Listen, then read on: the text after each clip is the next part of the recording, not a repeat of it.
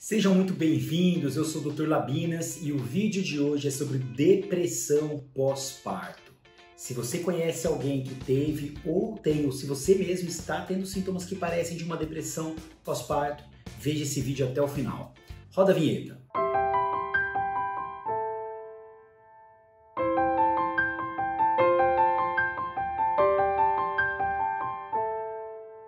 Oi pessoal, eu sou o Dr. Luiz Guilherme, eu sou médico psiquiatra, sou CEO do Instituto Labinas e o vídeo importantíssimo de hoje é sobre depressão pós-parto.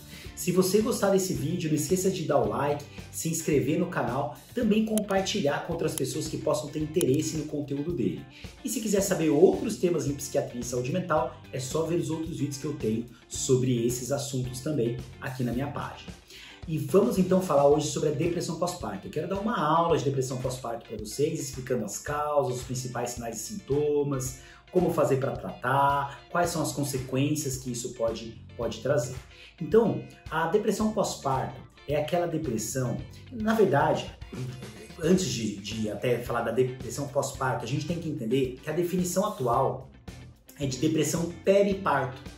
E por quê? Porque sabemos que metade das depressões que você supõe que sejam pós-parto, elas já se iniciaram na gestação.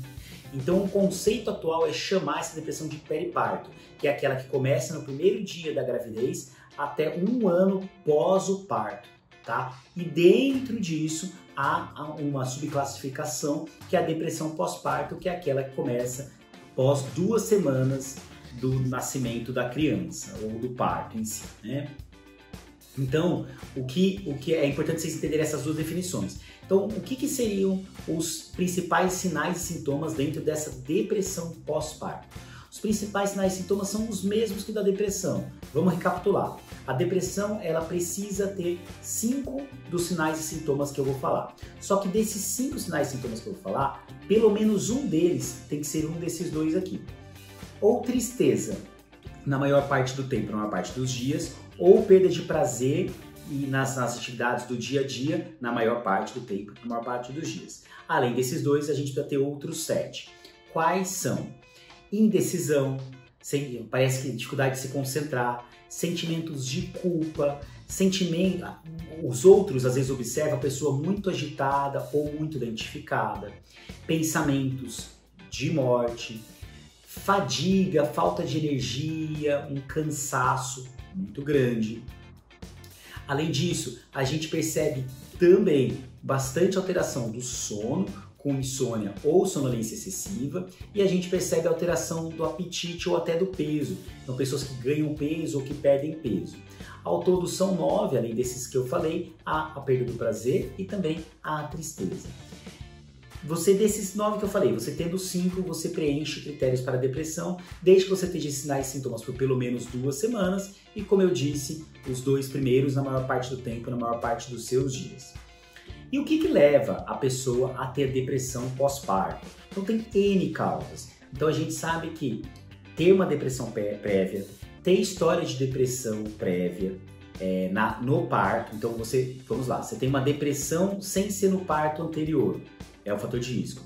Você teve depressão no parto anterior, também é um fator de risco. Você tem história na família de depressão, história na família de transtorno bipolar, também são fatores de risco. Ter uma gravidez difícil, sem apoio familiar, é fator de risco. Ter uma gravidez sem apoio do parceiro, também é um fator de risco. Então, problemas na relação com o parceiro são frequentes. A gente percebe também que o fato de você ter uma genética favorável, pais, mães, familiares de primeiro grau com depressão também é um outro fator. Viver violência na vida atual, crise financeira, também estão como fator de risco. Não ter um apoio, e não é só a negligência, é não ter um apoio da família em relação à própria gravidez, não se sentir de fato acolhida, é um fator muito, muito importante também. A gente tem uso anterior de drogas também, é um fator de risco. Então, a gente tem vários. Além disso, tem traumas na infância, negligência, abuso físico, abuso sexual anterior.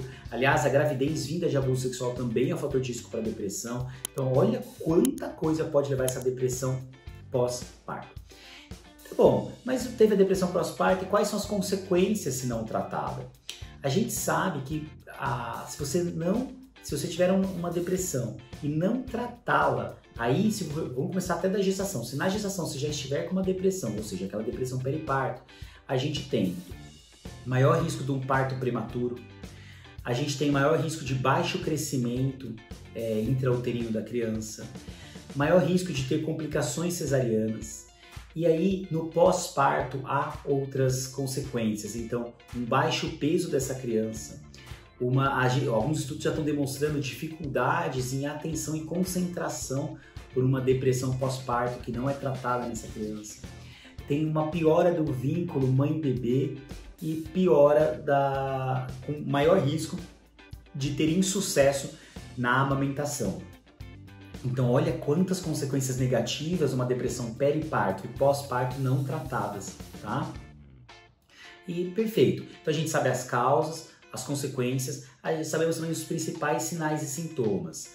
E como que a gente trata? Como que faz o tratamento da depressão no pós-parto? Afinal, tem vários dos medicamentos que não podem ser tomados, né? Então, você trata sempre com remédio? Primeira resposta é não. Você pode tratá-lo só com terapia, só, entre aspas, tá? Porque a terapia é altamente eficaz e ela, para casos leves, por exemplo, a terapia sozinha, ela é o suficiente para deixar a pessoa bem. Então não precisa de remédios. Casos mais moderados e graves, a terapia também é muito indicada, até porque, graças à terapia, você consegue dar doses menores dos medicamentos. Mas, muitas vezes, antidepressivos também terão que ser dados. De modo geral, vários antidepressivos podem ser dados com tranquilidade, não tem maiores problemas, mas a gente dá preferência para alguns deles. Então a gente sabe, por exemplo, que a sertralina e a fluoxetina são excelentes para uma depressão pós-parto. Então que a porcentagem de que passa no leite materno é muito pequena e que não traz consequências. E inclusive, na balança, você tem que pesar se vale a pena tratar com medicamento, mesmo que às vezes passe o remédio pelo leite materno, ou qual que é o problema de não tratar essa depressão. Então isso tem que ser muito bem analisado entre o psiquiatra, o obstetra e o pediatra da criança, para que consiga achar um bem comum. Mas sabemos que alguns remédios são relativamente seguros, como a sertralina, como a fluoxetina, como a paroxetina, por exemplo. A gente sabe do citalopram também é relativamente tranquilo. Então, há remédios que podem sim ser dados. O que normalmente a gente faz é preferir dar o remédio o mais longe possível da próxima mamada. Então, o que eu digo? Mamou, amamentou, toma o remédio. Ou se for um remédio possível de dar à noite, amamentou, toma o remédio, aí dorme, porque aí é um intervalo maior entre as mamadas, então é possível fazer dessa forma. Mas o que é importante é saber que há sim remédios muito seguros que não trazem prejuízos para a criança, mas que tudo obviamente vai depender daquilo que você discutiu com o seu psiquiatra, com o seu obstetra e com o pediatra. O importante é que precisa ser tratado de alguma forma, tá? Porque se você não tratar, vai ter esses riscos que eu falei, de problemas com a alimentação, além também do vínculo materno-infantil, problemas de atraso de linguagem, problemas de atenção e concentração no futuro dessa criança. Então é imprescindível o tratamento. E quais consequências para a mãe se a gente não fizer esse tratamento? A mãe tem mais risco de suicídio, tem mais risco do abandono, ela tem mesmo abandonar a amamentação, tem mais riscos de problemas conjugais, não só conjugais, também como familiares, então na relação com as outras pessoas, de também evoluir até para uma depressão psicótica, em que a pessoa começa a ter alucinações e é um quadro grave de depressão, então a depressão pode se agravar. Essa depressão pode se estender além do pós-parto e virar uma depressão mais cronificada, mais persistente, como a gente normalmente fala, além da ideação suicida, nas prejuízos de quando a mulher, por exemplo, sair da licença maternidade, ela vai ter prejuízos funcionais, porque talvez não esteja muito bem no trabalho, entre outras instâncias. Então, é imprescindível o tratamento por conta da criança e por conta dessa mãe. Bom, esses são as principais vias de que a gente leva esse tratamento. Não sei se você já teve, se você conhece alguém que teve depressão pós-parto, mas compartilhe esse vídeo porque ele é muito importante para a conscientização do que é a depressão, de como ela funciona, quais são os seus sinais e sintomas no pós-parto, tá bom? Se você gostou, dá um like aqui, compartilha, comenta também, pode ser sua pergunta, eu sempre respondo. E não esqueça de me seguir nas mídias sociais, no Instagram, no TikTok, no próprio YouTube e também no canal Saúde Mental e Bem-Estar lá no Telegram, tá bom? Um grande abraço e até o próximo vídeo.